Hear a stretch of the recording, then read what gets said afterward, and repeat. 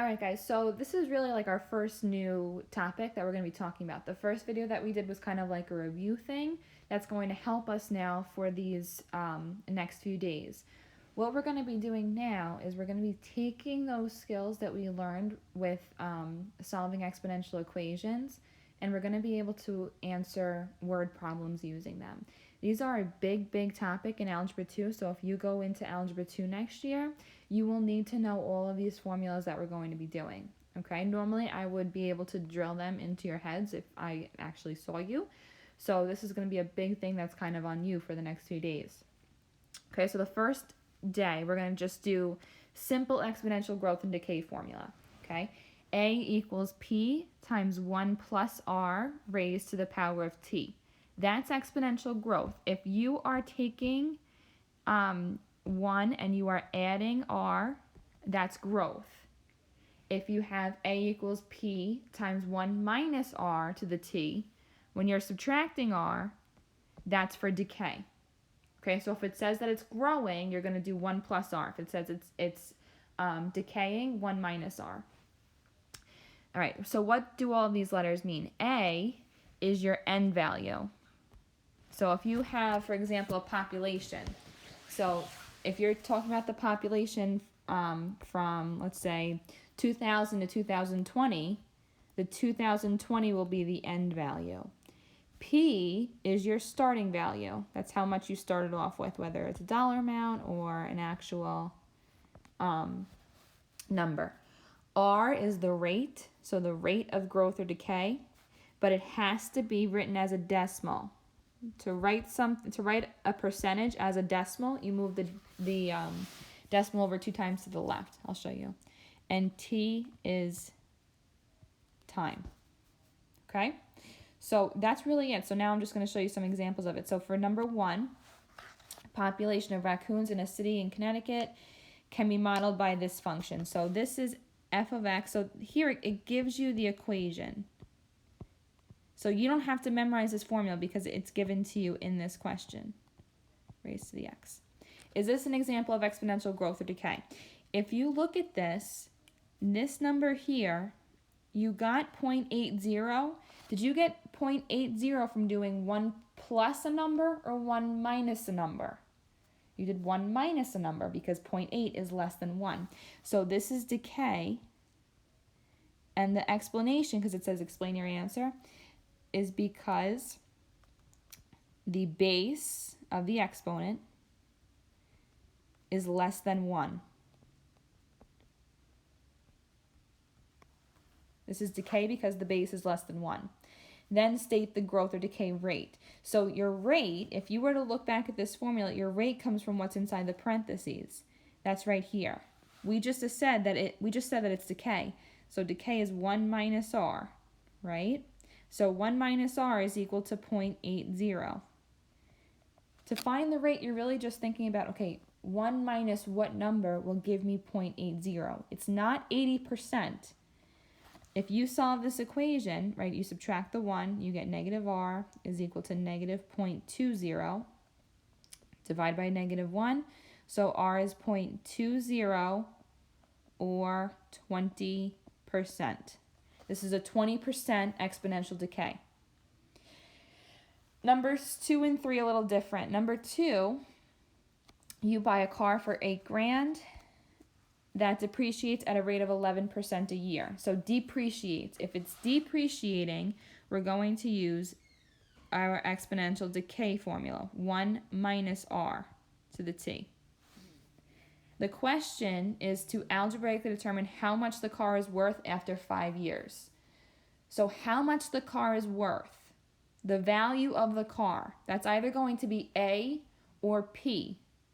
We know that the car started off at $8,000, so P is $8,000. We're solving for A. We're solving for the ending value. So this is what I want you to do to organize it. We're going to get rid of the word problem. And we're going to write that we're going to be solving for A. And in order to solve for A, you need to have a P, an R, and a T. P is the starting amount. The car initially cost $8,000. So P is $8,000. R is the rate. So if the rate is 11%, 11% is equal to, you move the decimal over 2 times to the left, so it's 0.11. So R is 0.11, and T, we're looking for the value of the car after it's been 5 years. So T is equal to 5.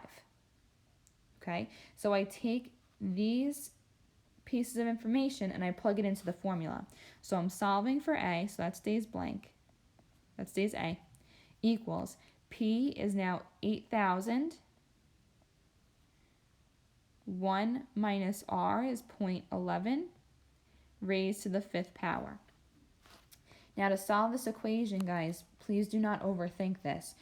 All you have to do, you're solving for A, you already have it set equal to A. So all you have to do is plug this into your calculator. You are not using logs for this. The only time that you use a logarithm to solve an equation is when your variable is in the exponent. Here my exponent's a 5. That's not a variable. So I plug 8,000 times 1 minus 0.11 raised to the 5th into your calculators. We are rounding to the nearest cent. Cent is 2 decimals, right? 0.01 is 1 cent. So when I plug this in, I get $4,467.25. And that's your answer. So the car starts off at $8,000, depreciates at 11% a year, loses 11% of its value a year, meaning that in 5 years, the car will now be worth $4,467.25. And last one's the hardest one, number 3. During the years 2000 to 2008, a state's population increased by 1.8% every year. Now, the 2000 to 2008 thing, please don't let that bother you. That's really just saying for this time period, that's what's happening. I can't just say, right, if this didn't exist, if this weren't here, then it would say a state's population increased every year. That can't happen. You can't always have an increase because that's overpopulation. Okay. If the state had 2.5 million people in 2000, algebraically determine rounded to the nearest person. This should say rounded to the nearest year. Algebraically determine rounded to the nearest year how many years it would take for the population to grow to 2.75 million. So the question is how many years. So first of all, this says it's increased. That's an exponential growth.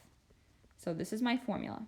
P1 plus R, because it's a growth, raised to the power of T. How many years it would take. So if you're solving for how many years, that means that you are solving for T. So you need to plug something in for A, something in for P, and something in for R. Okay, the easy one is probably the rate. The rate is 1.8%. If you move that decimal over twice, right, 1.8%, you move the decimal twice, and you get 0.018. Okay, now A and P, the difference. The state had 2.5 million people in 2000. If you looked at those guidelines that I gave you, the very first thing during the years 2000 to 2008, 2000 is the starting of that timeline. So the 2.5 million people is your starting value. So 2,500,000 is your starting value. And we want the population to grow to be 2,750,000. So that's where we're trying to end. Okay, so now this is my equation. Change colors here. 2.75 million. That's too many zeros. Equals 2.5 million.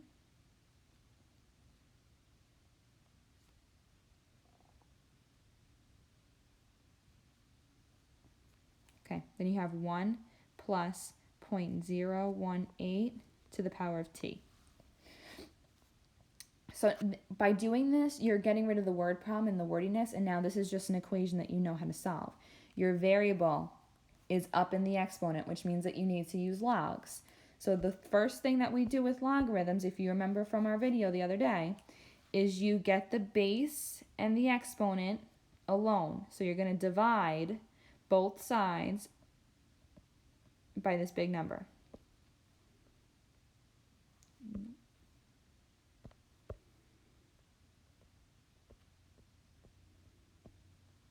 So it cancels over here. If you want to make this 1.018 to the t, you can.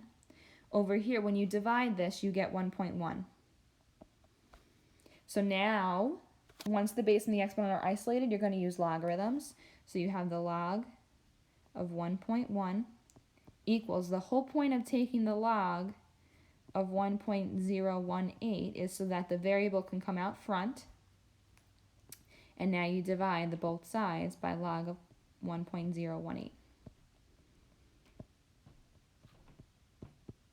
So this cancels over here. You get t equals, on the left side, when you actually divide this, you get 5 point something something something, 5.3425, yada yada yada. The question said round into the nearest year, so the nearest whole year.